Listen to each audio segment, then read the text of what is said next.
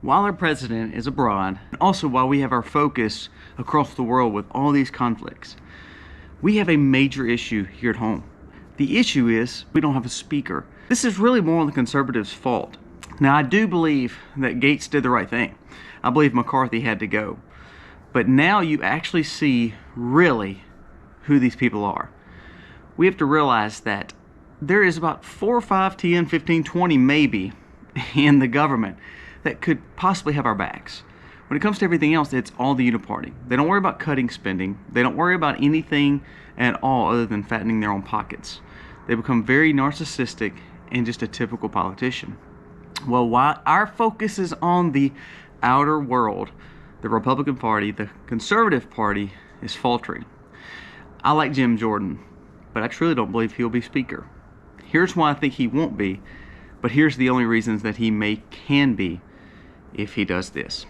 Let's jump into it today. This video starts right now. So put your trust in me. We'll work it out, you'll see if we get it. Hey guys, welcome to the Max. Thank you so much for being here today. If you're new to the channel, go down here, press subscribe, ring the bell, give us a thumbs up or a thumbs down, but let us know what you think about this content. Our goal is to give you information, hopefully so you can do your own research and build a common sense approach, a better, wiser way of looking at what we see each and every day in the world. Now, Biden has looked weak across the world. We look weak across the world. Meetings are falling to pieces across the world. Well, usually you have a president that's either strong on the domestic side or strong on the foreign side. Well, we have a weak president on both sides. Sadly, there's no strength anywhere in our political class. We are ran by a bunch of 80-year-olds, and I'm not saying anything against 80-year-olds, but they probably should not have the nuclear codes, the financial well-being of the nation all wrapped up with them. I know a lot of older gentlemen who are very, very sharp still, and also they've been very good at their jobs for years and years. However, they've tended to be more hands-off, use their wisdom to teach the next generation. Well, I think we have not had that yet, and I think we're dealing with that now as a nation. One thing we're really dealing with, not counting the presidency and not counting even the Senate right now, we're talking about the House of Representatives. We've had so many in power for so long that a lot of these Republicans are just the same as Democrats. A lot of these people play right to the 40s, like we talked about before, where one will cut taxes, one will raise taxes, but ultimately no one wants to take away spending, no one wants to take away the war movement, the pharmaceutical movement. It's really been just a uniparty. Well, when we have the extreme left, like the Squad, and then we have the right wing, which used to be the Tea Party, but now it's the MAGA or whatever, it makes the middle almost nauseous. Well, they can somehow get the Squad in line enough for votes. However, that doesn't work well on the conservative side. So now we had a good situation where we had McCarthy, which I didn't like McCarthy, but I thought it was brilliant how the only way he got in was that they could take him out of office if he started doing things that were wrong. Well, the more negotiations that you have, I love the fact of negotiating. It's part of building a relationship with the other opposite party. The problem is when you're the one giving all and not taking some, then that's not a negotiation, that's them pawning you off. That's exactly what was happening with McCarthy. So now we're in the spot where we have no speaker. We can't really do anything because we have a House problem. And it's really a Republican problem, a conservative problem. Well, there's 20 and now there's 22 that have voted against the speaker. Jim Jordan is probably a lot more conservative than most in the House. I think he'd be a great fit for speaker, especially for someone who wants to have more of a conservative lean. Well, that's caused problems, caused rift. You have some moderates and some rhinos supporting him, but you have 20 to 22, and guess what? Here's where I'm saying it will grow. The Republican staunch RNC, middle-of-the-ground rhinos knew what they were doing. They said, we'll throw 20 votes out to show that let's see how it goes. Let's see how the constituents take it. There was a little land blasting, but pretty much they knew it kind of flew under the radar because of all the stuff going on, the conflict. I told you it's like puppet strings. We're worried about the Israel-Hamas situation the whole time. Our constituents are voting against your conservative. So now you had 22, I think, on the last vote. The reason is you're going to start seeing that number uptick up. And it's going to be for McCarthy or Scalise, some rhino. The whole point is they would rather see a Democrat get in or an implosion of the quote-unquote Republican Party than to see the establishment lose power. And here's what I mean. I think the Republicans would rather see an establishment guy in there where they can play between the 40s and they can get what they want some, but ultimately everybody can work together and negotiate and pretty much, I mean, really not be a conservative. If Jordan wins the speakership, it puts him in a very popular, big position, has a big role. Well, he's a lot more conservative than the establishment. So therefore, I don't think the establishment's ready to have someone like that. I think they saw that with Trump. I think they even see that with like Vivek.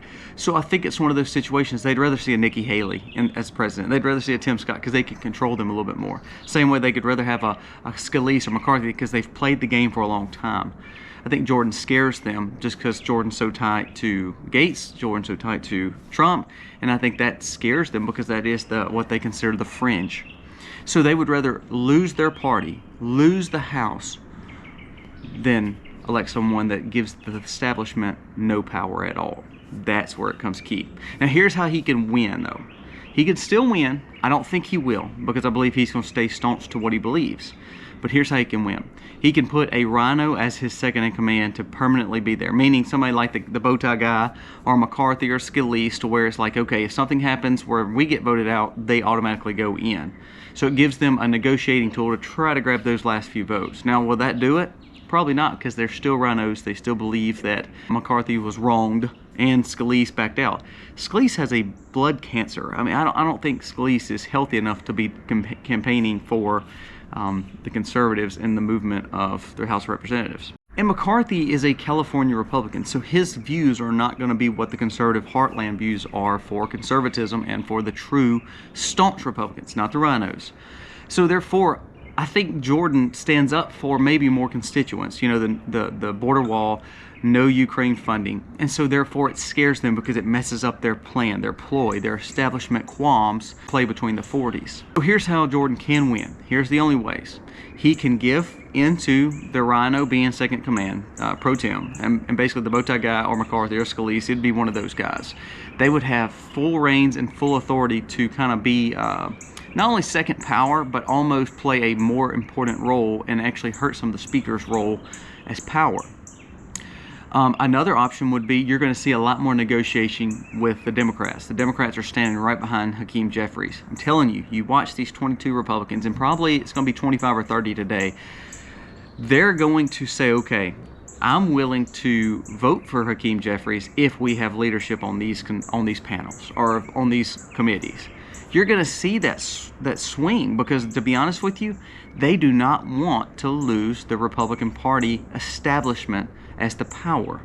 They would rather see a Democrat be there so then they can poke the bear and say, oh, if we had power, we could do this. If we had power, we had to do this. Every time Republicans get power, they actually don't do anything. Do you realize that? Really, the Republicans really suck at leading. I mean, just being honest. They say they talk a big game, but they actually don't do it. Whereas Democrats, no matter if I don't like their policies, they stick to it and they do what they want to do. Like all this funding into Ukraine, like all the stuff that's going on, the non-border wall being built. They know how to play the game. Republicans do not. They know how to talk a big game and actually don't know how to do anything. It's like a boxer. It's like they're getting ready to box, and then when they get in there, I mean, our guy just don't know even how to hit. You know, it's how to slap and not actually how to box. And I think that's kind of what the Republicans are dealing with right now. So you have the pro tem situation with the rhinos. You have the fact that they may negotiate with the Democrats and put a Democrat in there that's going to be centrist, quote unquote centrist, to help balance the party, which is a joke, and balance the House of Representatives, which is a joke. That's not going to happen. The only other option is you see Jim Jordan give in. You see him give a lot of concessions. You see him put a lot of rhinos back on the leaderships. You see him putting some Democrats on the leaderships. So he's going to have to kowtow and bend down.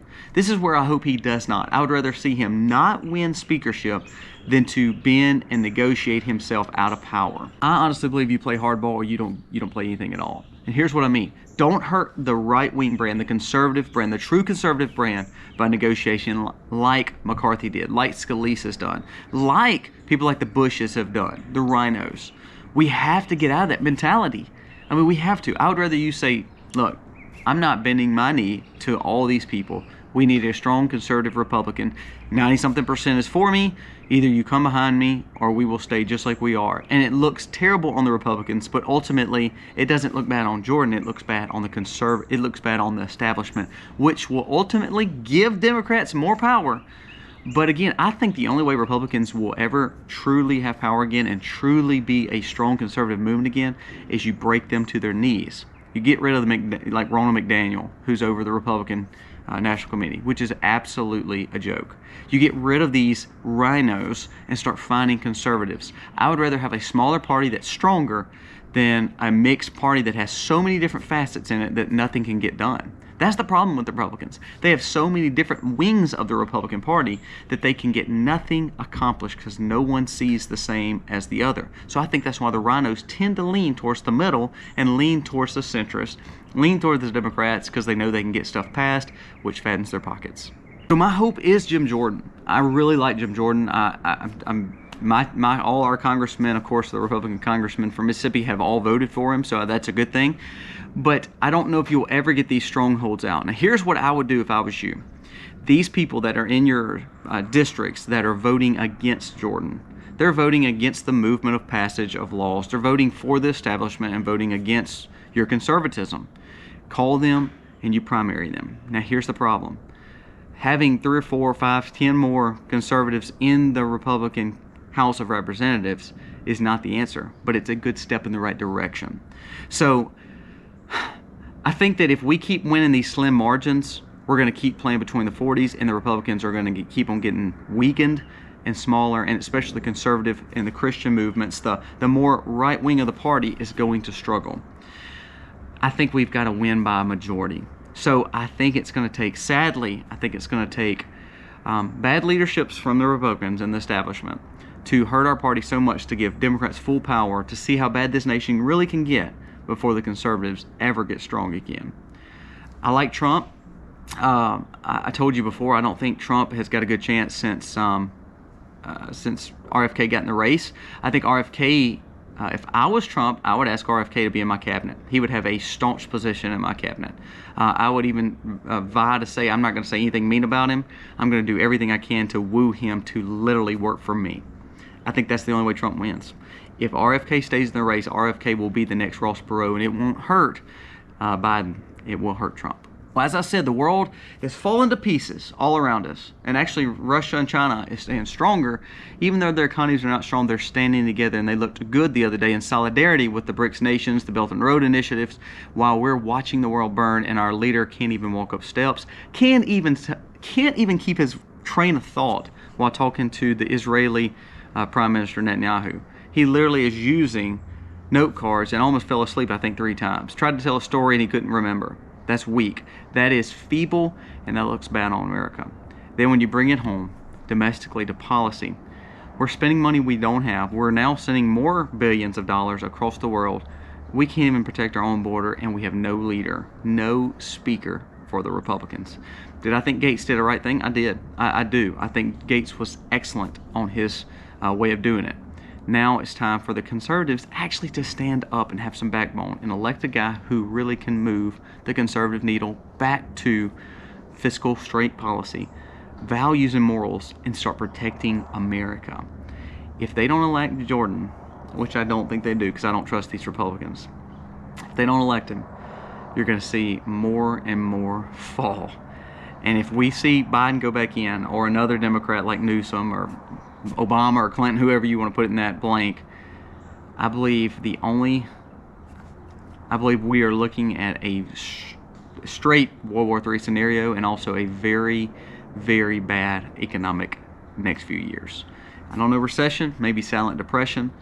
The only hope is Jordan becoming speaker and not giving in to concessions, and Trump pulling RFK in, pulling Vivek in, making his circle stronger with populism, not the Nikki Haley's, not the Mike Pompeo's, not the Mike Pence's, not the Chris Christie's. You pull the conservative part and the populist and the libertarian parts of leadership in, and you let them surround you, and you work together. You become a convergence. You become a strong sect of the conservative movement. Trump is not uber conservative, but he has got a populist base. So therefore, I think he stands for freedom, a little bit more libertarian. So it would help if he pulled RFK in, it would help people Vivek in, and it would help people pull a Christian conservative, a strong Christian conservative leader into.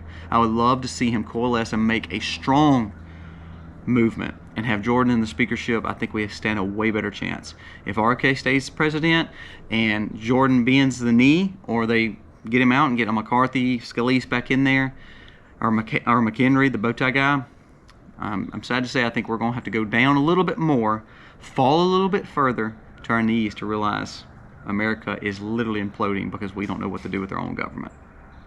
Guys, give me your thoughts. I hope I'm wrong. I hope we're looking at Speaker Jordan this week or next week. I'm just scared that it's going to take him concessions or bend the knee to all of these establishment Republicans or even the Democrats. Trump's only hope is he bringing RFK and Vivek and those kind of guys in, try to build a relationship back even with DeSantis. I think DeSantis could be a good key player there. I think they need to work together and get behind closed doors and work it out. I think that's what would help our conservative party. Quit fighting each other and start working together. Guys, thank you so much for watching. God bless. Happy homesteading, y'all. I'll have your back if you'll have mine. You and I.